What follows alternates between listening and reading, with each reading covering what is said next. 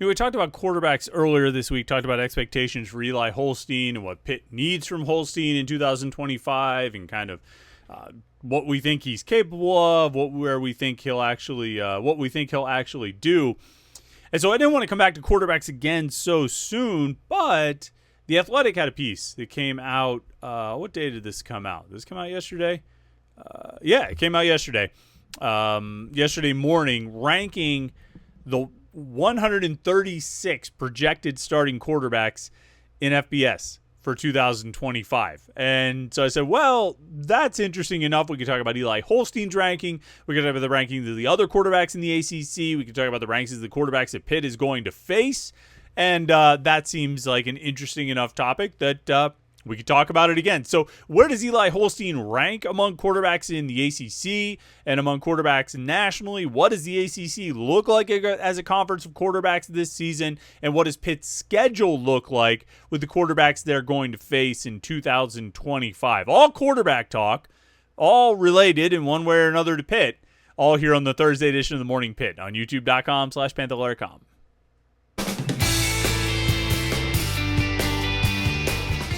Yeah, it's Thursday here on the Morning Pitt, youtube.com/Panther-Lair.com. I'm Chris Peak from Panther-Lair.com. You see the website below, Panther-Lair.com, the Pitt site on the 24/7 Sports Network, where we have all the Pitt coverage you can possibly handle.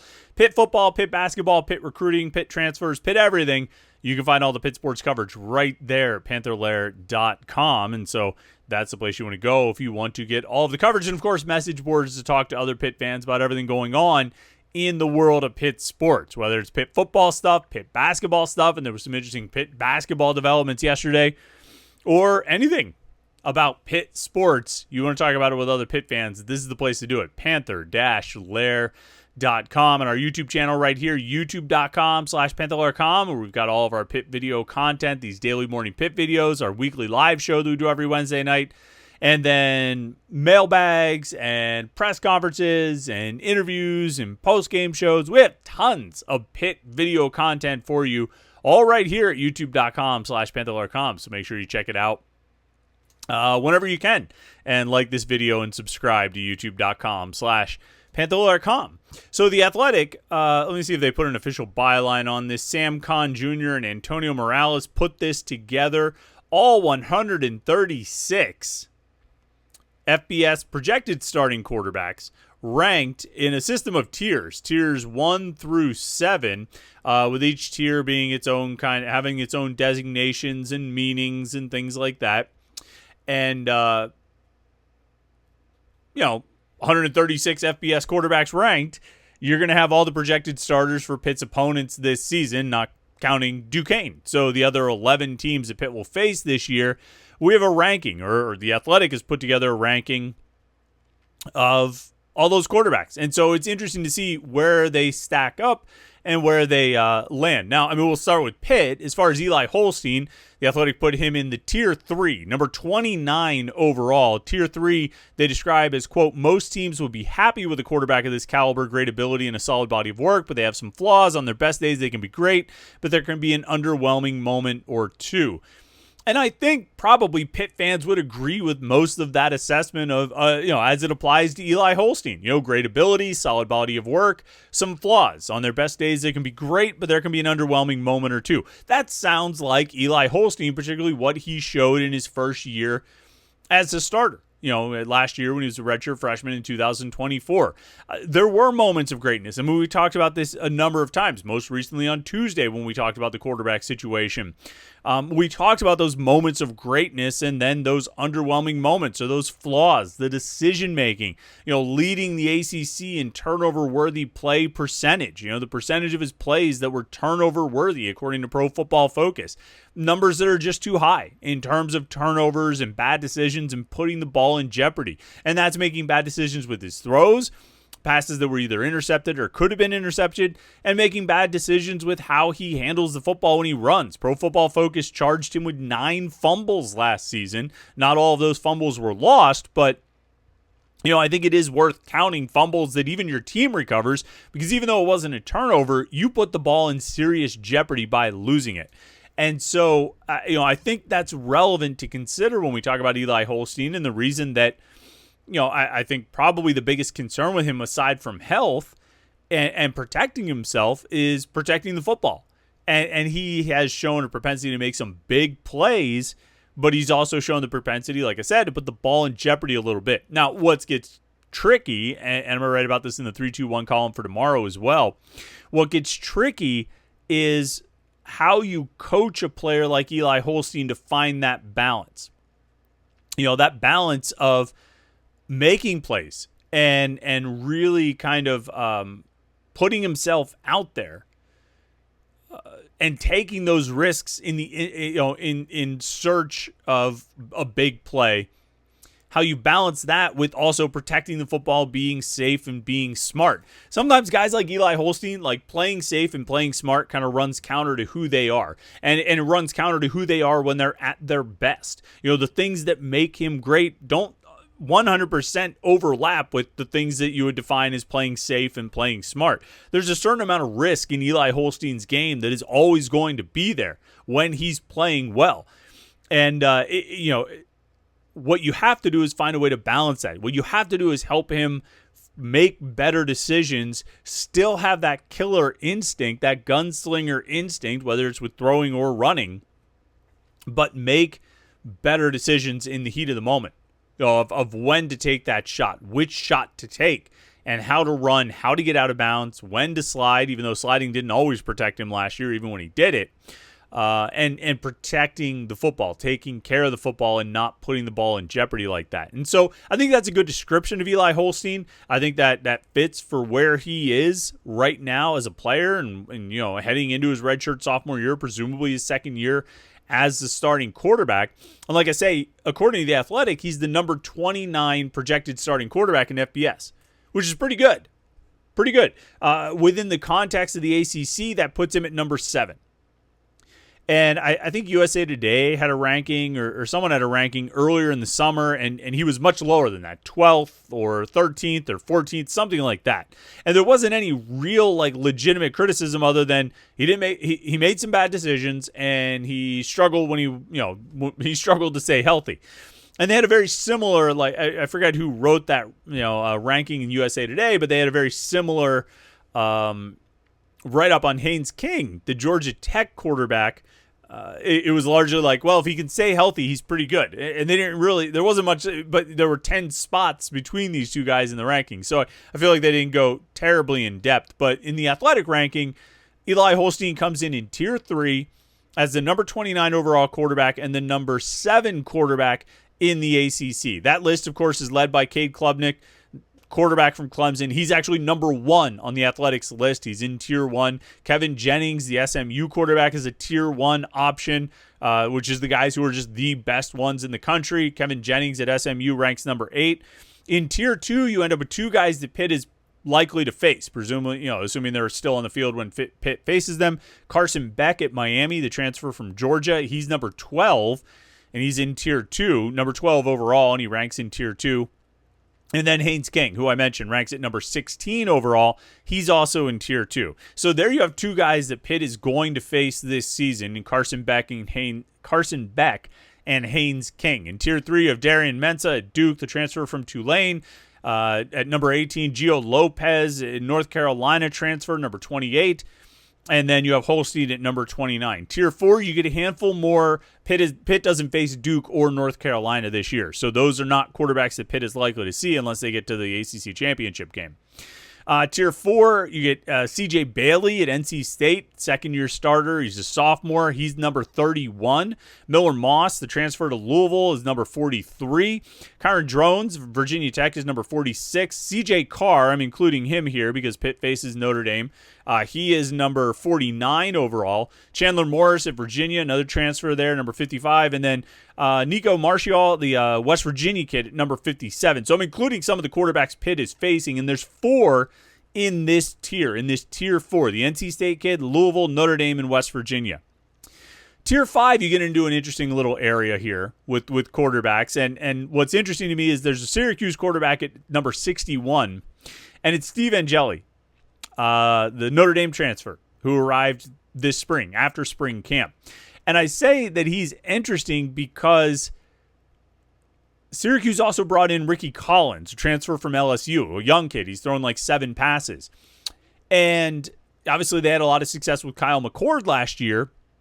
Syracuse going back to the transfer quarterback well this season, but they brought in Ricky Collins. Collins is their guy. They're taking him to Charlotte for ACC Media Day next week.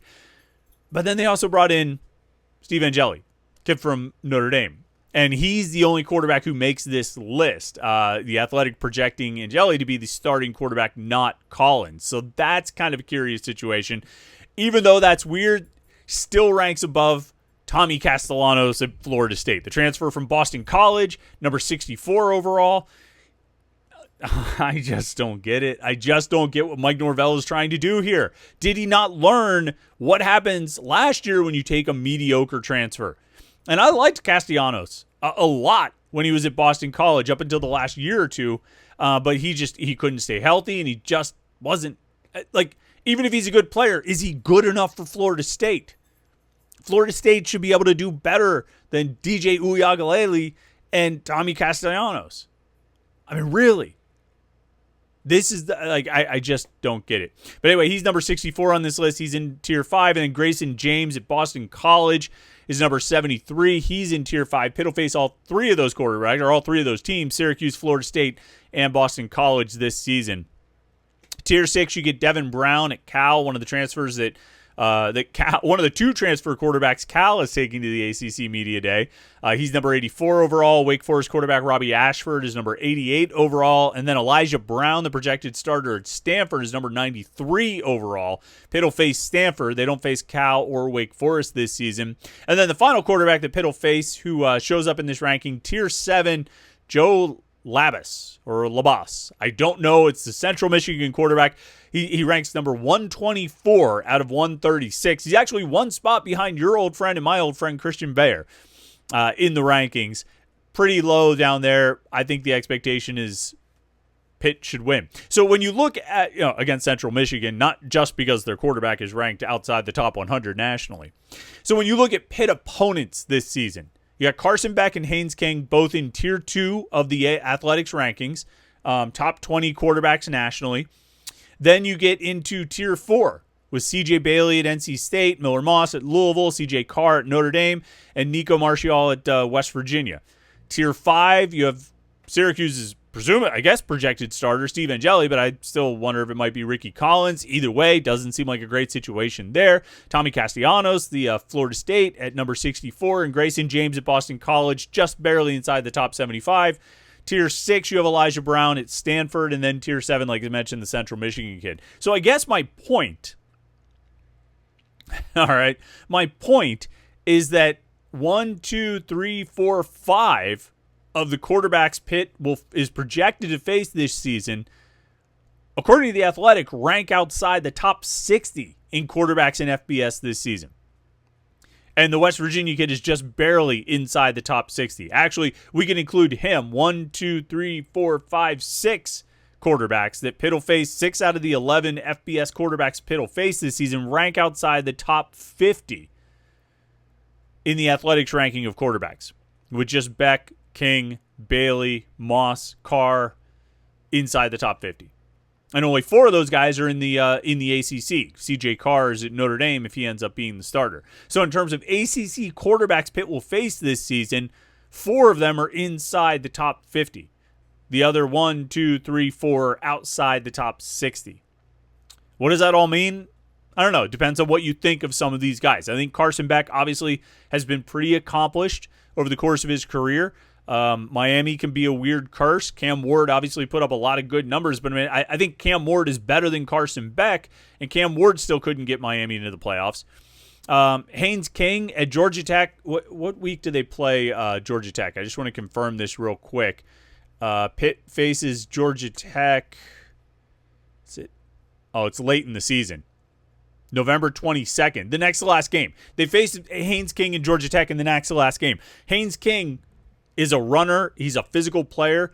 It's probably even money on whether or not he'll be playing at that point or if he'll be out due to injury. Now, they could probably say the same thing about Eli Holstein, but when you look at those 2 guys, the 2 highest rated quarterbacks Pitt is going to face this season, one guy's playing for Miami, which is its own handicap.